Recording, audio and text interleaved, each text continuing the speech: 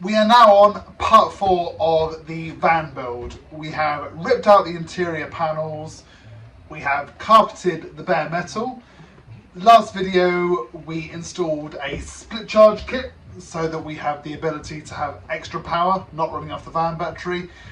Now today is a video I've been nervous about for a little while. Although it's carpentry, it's going back to wood again, which I feel much more comfortable with. It's such a big item.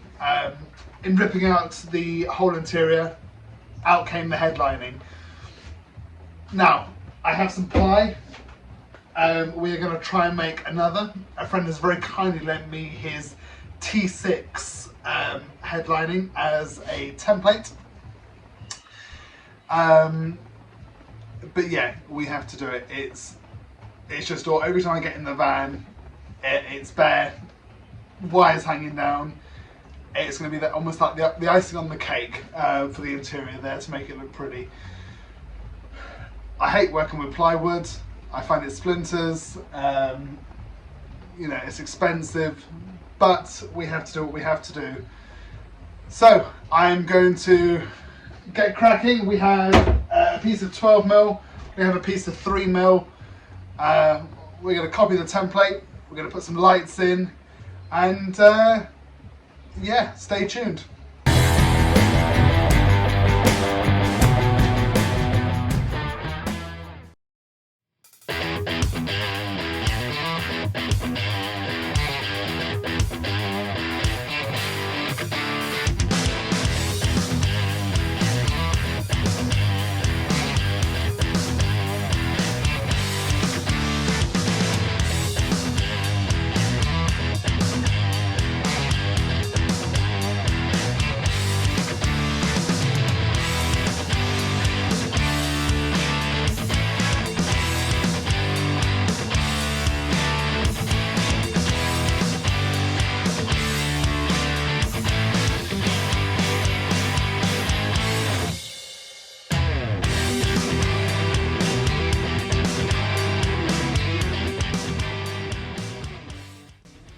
Right, the headlining itself unfortunately wouldn't fit on a single sheet of 8 foot by 4 foot.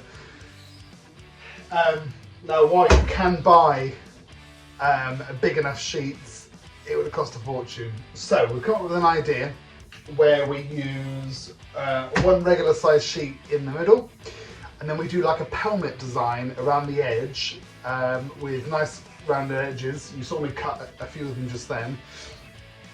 And then we can stick that to the edge of this sheet to give you your full width required. Now, in doing also that pelmet design, it means that we can enclose some RGB tape lights around the edge there. And also we can go for a two-tone material, so we can use the existing four-way stretch carpet on the outer edge.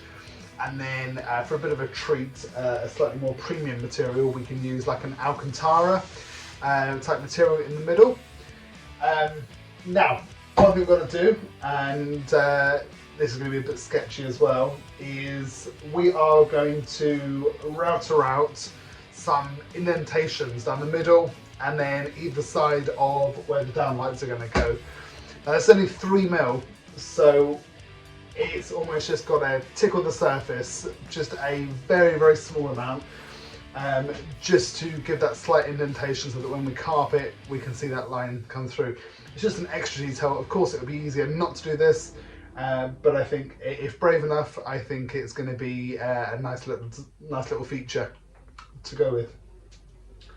So I'm going to get the little palm router out, and yeah, I'm going to draw some lines.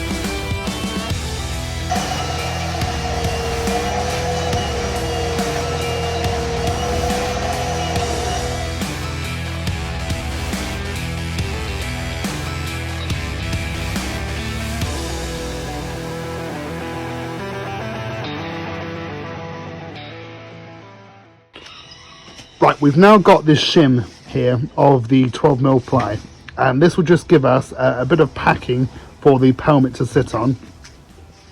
I'm hoping that the LED lights will sit nicely against this edge here, and then when the pelmet goes on the top, 10mm over, it will hide the LED lights and you won't see this packer at all. But yeah, now that the packer is on and the pelmet can go on, we will now obtain the full width of what the headline needs to be. So I will get the pelmet stuck on, and then we'll trim it to size.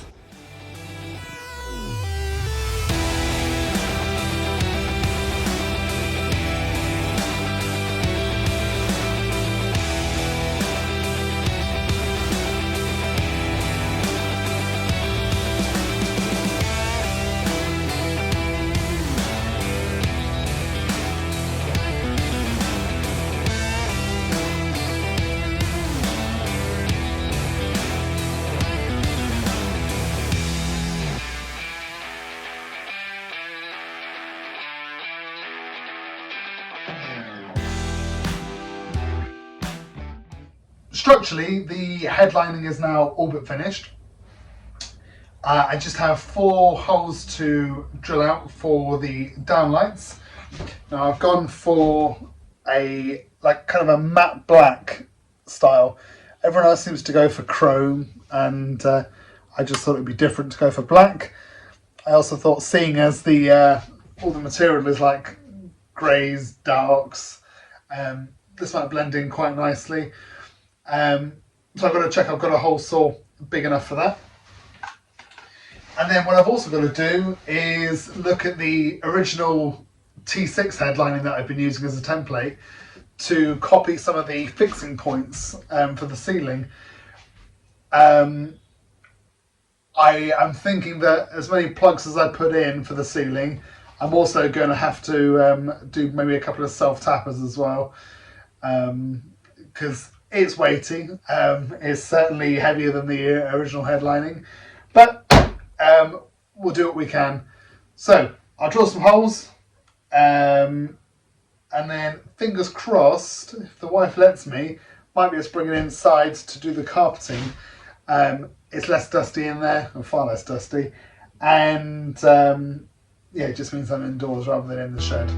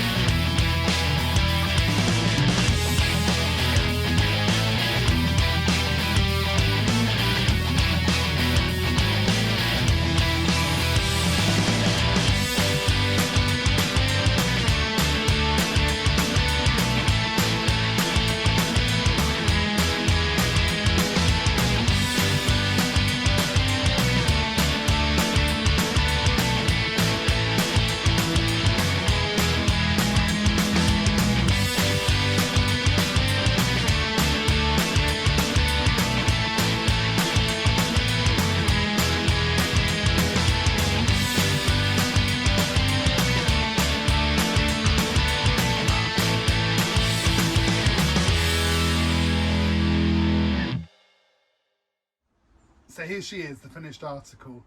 We now have 4 spots in the ceiling, and we have a glowing RGB strip light or tape light, something along those lines. Yeah, it went fine. Wasn't too complicated to build. Having the template of a donor headliner really helped to really fine tune those measurements. One thing I did find is the donor headline was, a couple of millimeters thick hardboard, which was quite a bit lighter than this ceiling. So as much as I tried to use the clips that would have been originally used for the original headlining, it just wasn't strong enough. I had to use a couple of screws in each corner and along the side there, making sure that they weren't too long and not to go through the ceiling. There's an electrical wired channel that goes pretty much all the way around and gives you plenty of room for, an inch and a half long screw. We also have the electrical corner here. So we have a twin USB charger. We have a cigarette lighter type socket.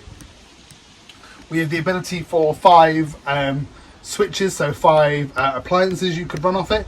So I've only got one so far, and that is for the percentage meter of the battery. But it just gives me scope that if I had anything else in the future, it's going to be absolutely fine. So this is really about as far as I want to take the camper at the minute, and I say camper, more of a day van. Now, one thing that has stopped working since maybe last video before, the split charger. When I turn the engine on, the red light glows as if to say that the split charger is working. All of the fuses are intact, but for some reason, day by day, we are gradually going down percentage-wise on the battery, as if to say that it's not charging. Yeah, all the fuses are intact. None of the wire seems to be perished. It all seems to be exactly the same as when I put it in. If anyone has any ideas as to why this might be, mention it in the comments, because I'm stumped. And whether I just go back to the retailer and say, look, the split charger stopped working, or is it my battery? I don't know it well enough to diagnose. I guess I should be getting a multimeter and trying the voltage, on the battery itself to see, see where we're at. But yeah, it's been an interesting 4 videos. I'm sorry it's taken so long to get this last video out, but no, thank you for all your comments, your likes, your views. It seems to be putting out a VW Transporter video. It seems to be quite a bit more popular than one of my woodworking videos. I guess these vans are trending at the minute. But as always, like and subscribe, and have a good day.